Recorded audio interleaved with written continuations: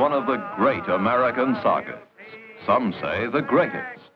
It started humbly on the night of February 11th, 1847, in a small red brick house in Milan, Ohio, the home of the man who ran the town shingle factory. On that February night, he sat in the parlor of his home. In the bedroom, his wife lay awaiting the birth of her 7th child. Death had claimed earlier children. So that the father's prayers filled the anxious hours until the father inscribed the name of a healthy, husky boy in the family Bible. Humble beginnings, but not poor. The Edison children were reared on good food and the good book. They were all good, hard, common-sense kids, said the neighbors, except for young Tom. They called him the curious boy, meaning he had too much curiosity about things. When he was 5, they found him sitting on some duck eggs to see if he could hatch them. It was possibly his first experiment. It was not successful. When the family moved to Port Huron, Michigan, the curious boy started school. He exasperated his teacher. The boy is backward, the teacher complained. All he does is ask questions. Nonsense, said the boy's mother. I'll teach you myself. And she did. Her method was reading, writing, and arithmetic. And then she simply encouraged him to read, read, read. The more he read, the more his curiosity grew. By the time he was 12, he wanted to know what the whole wide world was about. So he decided to go into business. 1859, the great railroads were beginning to crisscross America. Any 12-year-old boy would naturally go down to the railroad station to seek his fortune. Tom Edison talked the Grand Trunk Railway into giving him the job of selling candy and newspapers on the daily run from Port Huron to Detroit. He also talked the conductor into giving him a corner of the baggage car. In this corner, he set up a chemical laboratory.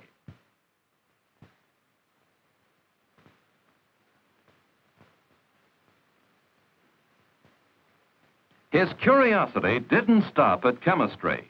He got interested in printing when he was 14. So he set up his own printing press and started the first newspaper ever published on a railroad train, anytime, anywhere. The Weekly Herald, published by A for Al, as he was called, Edison, was only a single sheet affair, but he crammed it with general information and gossip. Local and international news.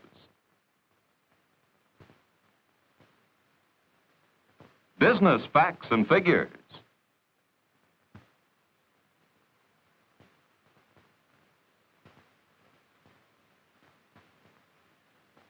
Vital statistics. Philosophy. Reason, justice, and equity never had weight enough on the face of the earth to govern the councils of men. But at the height of his success as chemist, candy butcher, publisher, philosopher, 2 accidents occurred. First, he became partially deaf. Deafness drove me to reading. My refuge was the Detroit Public Library. I didn't read a few books. I read the library. And he learned how to operate a telegraph ticker.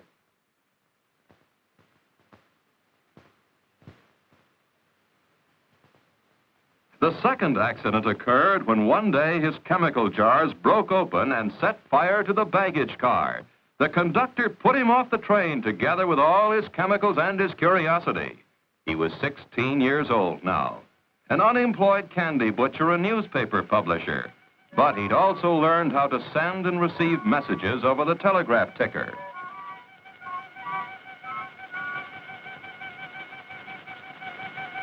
In 1864, he became a wandering telegraph operator, the fastest operator that ever came down the pike, also the most restless. Couldn't stay in one place for long. For 4 years, he ticked his way across the country, a kind of long-haired hobo, always tinkering with wires and things, but gathering no moss, making no money. No matter what I may do, I reap nothing but trouble and the blues. It is all I can do to keep the wolf from the door. But he was working harder than he was worrying, and he invented the universal stock ticker, his first major invention. Western Union paid him $40,000 for it. He took the money and invested in a dream. All during the hobo years, he had dreamed of building a laboratory. And finally, in 1876, he settled in the little town of Menlo Park, New Jersey. To his home there, he took his young bride, Mary Stillwell Edison. Close by the house, the main laboratory building was connected to the outside world by telegraph wires.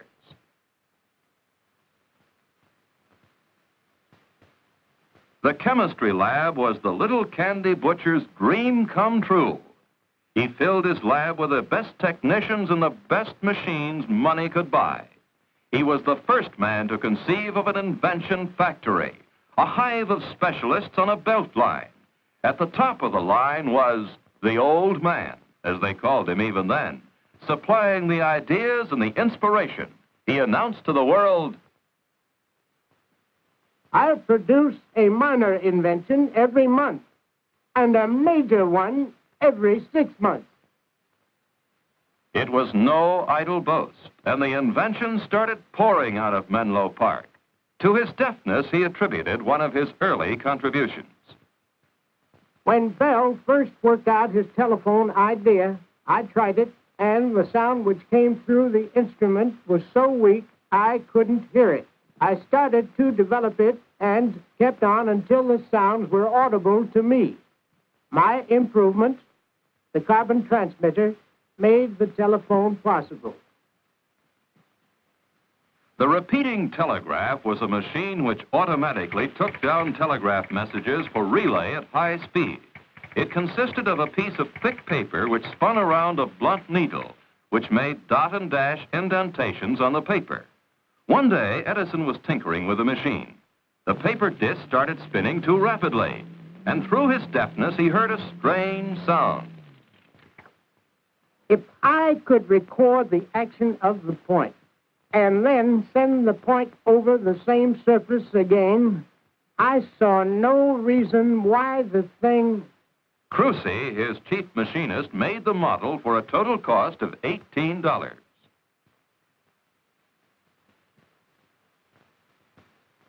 A group of assistants gathered around the old man's desk. None of them knew what the fantastic-looking thing was supposed to do. They stood silently while Edison took a piece of tinfoil, inserted a mouthpiece on the contraption, and then, to everyone's astonishment, started reciting these momentous words. Mary had a little lamb, its fleece was white as snow, and everywhere that Mary went, the lamb was sure to go. I made a bet of 15 cigars that the machine would talk back to me.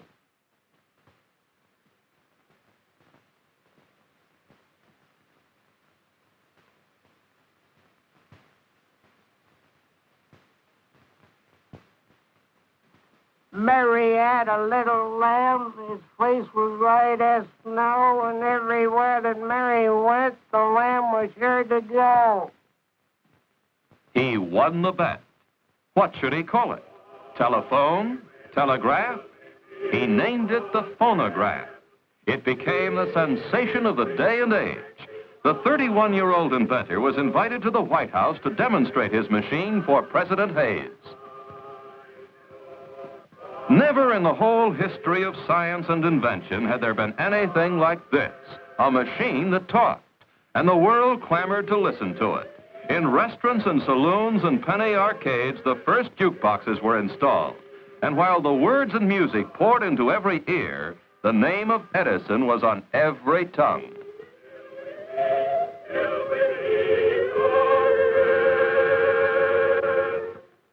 A philosopher of the time said it was the era of the nickel in the slot machine.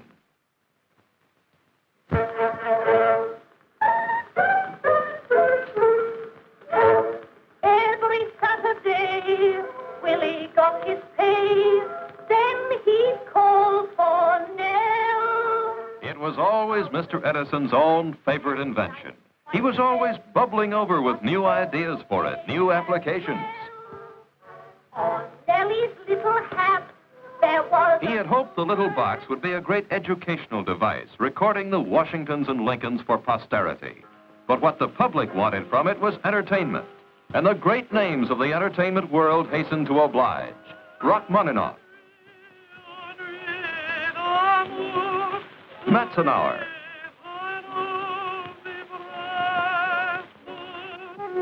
Albert Spaulding,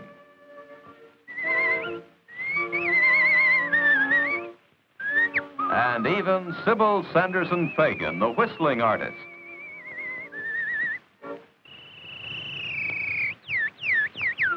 And as the years went by, they trooped in and out of Edison's recording rooms. The opera singers and the banjo players and the bird imitators and the tellers of jokes. And the records poured forth, hundreds of them, thousands, hundreds of thousands. From the needle that scratched the tinfoil, $1 million industry was born.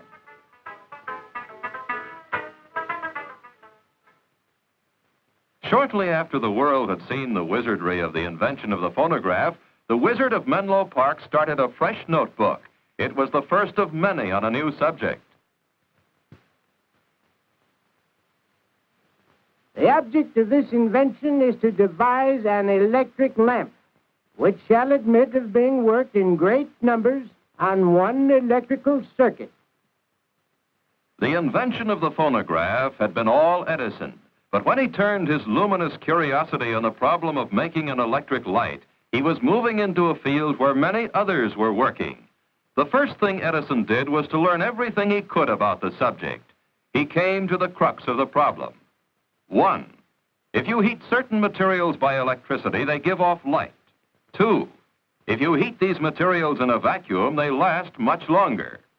So he told his glass blowers in the invention factory to make him some glass bulbs.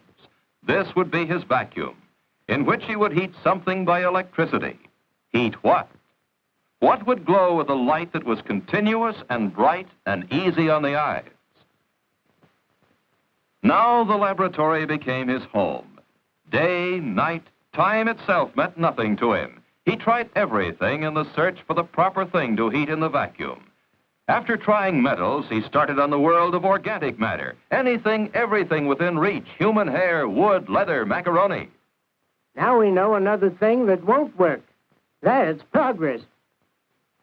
Finally, one day he took a piece of common cotton thread and placed it in a crucible and baked it in a furnace. Out of the furnace came a thin thread of pure carbon. He attached this filament to electric wires inside the bulb. He pumped the air out of the bulb. He turned on the electric current. This was the light he wanted, but how long would it last? Edison and his assistants gathered around for the famous death watch of October 19, 1879. They watched the lamp for 10 hours. Give it more juice. 20 hours. More juice. 30. For 2 days and 2 nights, the lamp burned. Now I knew we had it. He invited the world, a world still lit by candles and gaslight, to come to Menlo Park to see. They came. On New Year's Eve, 1879, they came by the trainload and they saw. New light to the new world on this New Year's Eve, cried the press. The newspapers called it the miracle of the 19th century. Lighting up Menlo Park was only a stunt for New Year's Eve. The real test came when Edison announced that he would illuminate 1 square mile of the heart of New York City with a newfangled electric light. The bulb, the miracle bulb that gave the miraculous light, was only the beginning, the end component of 1,000 component parts. You need rheostats and generators and meters and fuses and sockets and switches and conductors to make it work.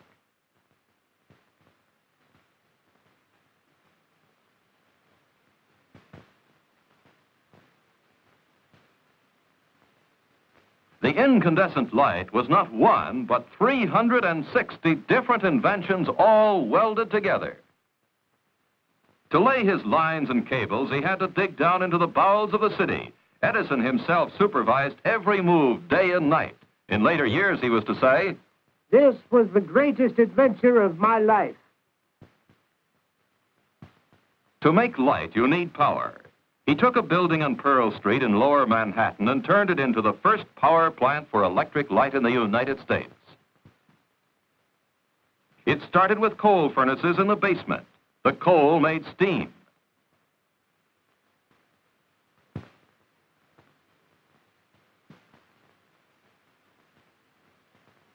The steam made power.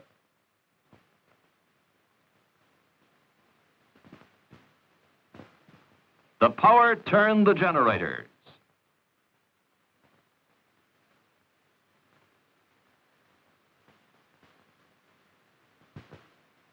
From the generators came electricity.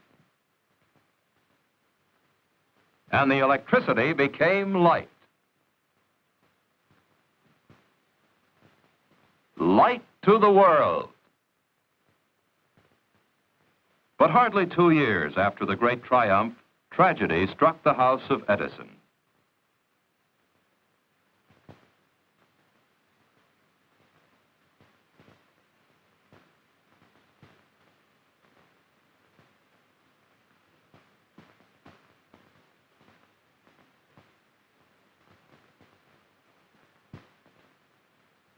He tried to lose himself in work, but to the great giver of light, Menlo Park was full of shadows now. He had to move away from the place where he had lived for 8 happy years. 2 years after Mary Edison died, he found a haven in West Orange, New Jersey, in the lordly house called Glenmount. In the year 1886, he was 39 years old when he married Nina Miller, herself the daughter of an inventor.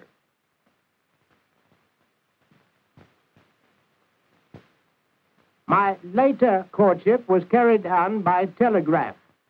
I taught the lady of my heart Morse code, and we got along much better than we could have with spoken words by tapping our remarks to one another on our hands. Presently, I asked her thus if she would marry me. The word yes is an easy one to send by telegraphic signals, and she sent it. And here he took his new bride to live. Beyond the fields of Glenmount, just down the road, he built his new laboratory. Brick this time, the finest invention factory in the world, the big brother of Menlo Park.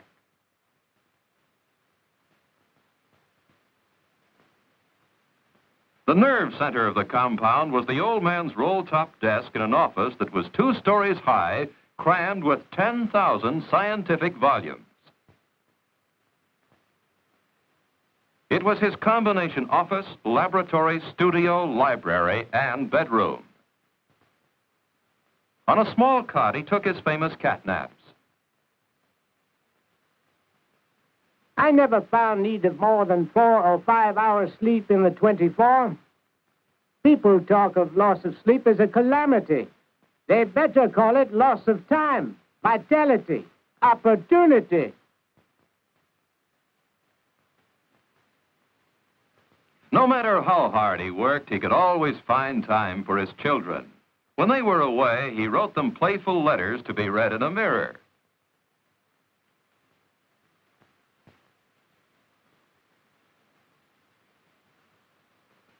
On one of their toys, the wheel of light now caught his fancy.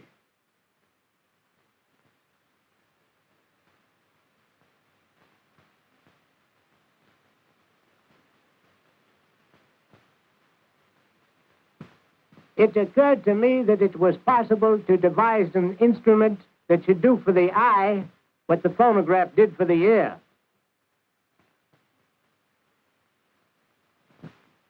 His first idea was to put a continuous line of tiny photographs on a cylindrical shell, just like a photograph record, then to rotate the shell and let the eyes look at the photographs through a magnifying glass. It didn't work well enough to suit Edison.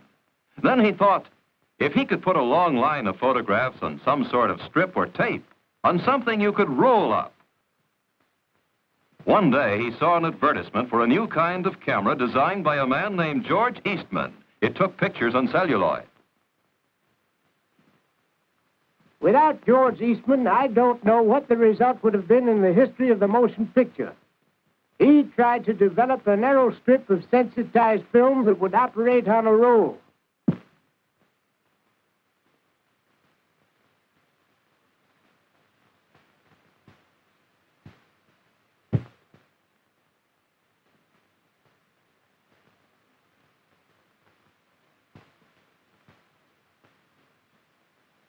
Observe, says the legend, that each picture has a slight change of position as it passes the point of vision. The rapid photograph of these different stages of movement upon a long strip of light-sensitive film creates the illusionary spectacle of movable figures.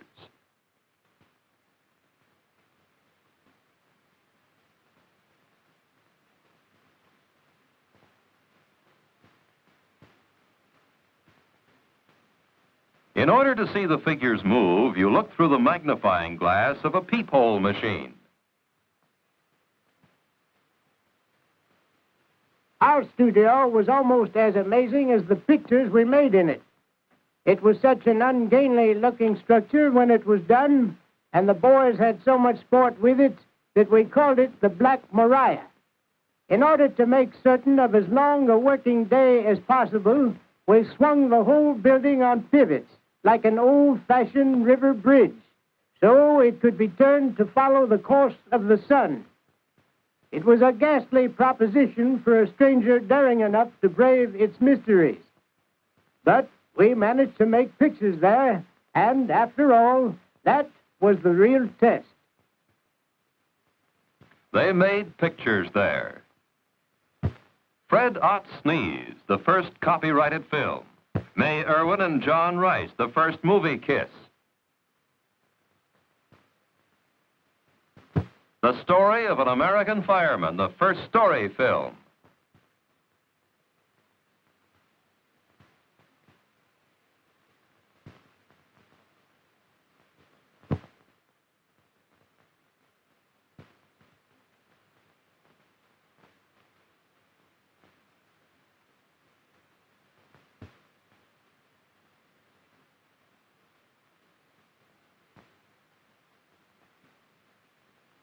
Did you know that one of my first thoughts for the motion picture was to combine it with the phonograph?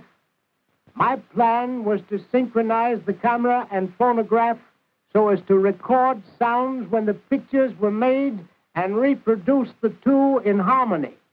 Talking pictures.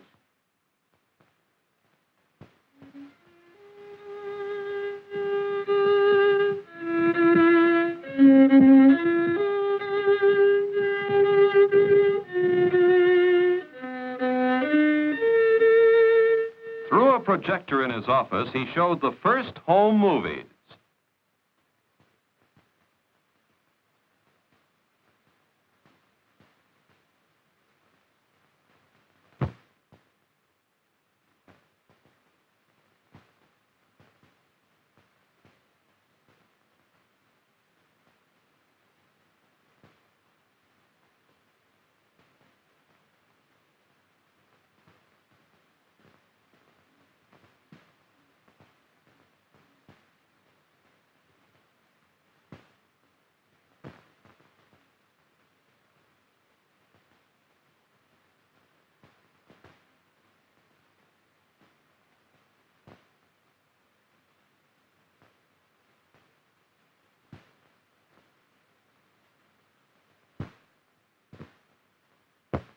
The camera followed on one of his camping trips with his good friends Henry Ford, Harvey Firestone, and the naturalist John Burroughs.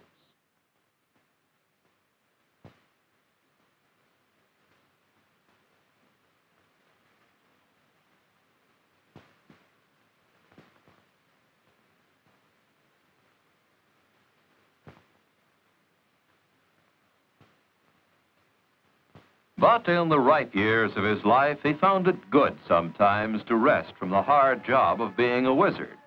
At his winter home in Fort Myers, Florida, his family and friends would gather round. What do I think of Einstein's theory? I don't think anything of it, because I don't understand it. And he liked to drive around the grounds of Fort Myers in a car given him by an old and grateful friend, Henry Ford, whose early experiments with a combustion engine Edison had encouraged. And he liked to sit and look at nature.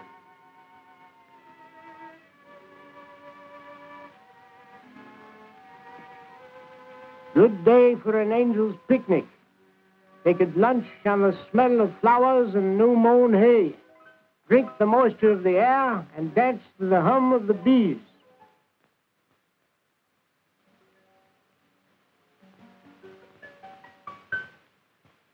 But even in Fort Myers, he couldn't sit still for very long. Close by his home, he built a small laboratory. His friends Ford and Firestone had presented him with a great challenge. Could he find a domestic source of natural rubber?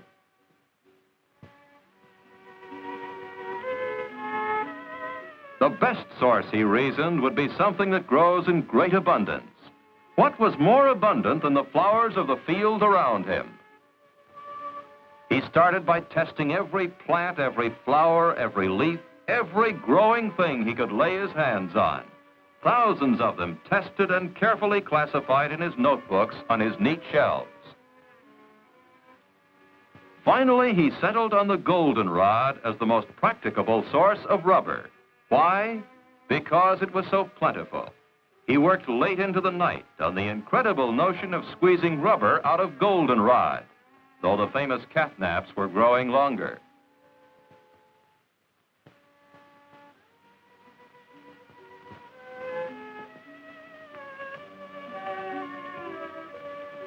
He didn't give up until, out of the lowly goldenrod, he actually produced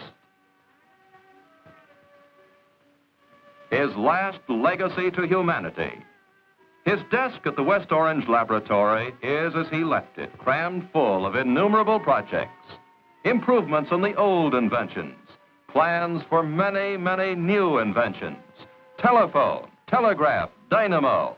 He had taken out the incredible number of 1,097 patents in his 84 years of life, and still he could envision with youthful fervor.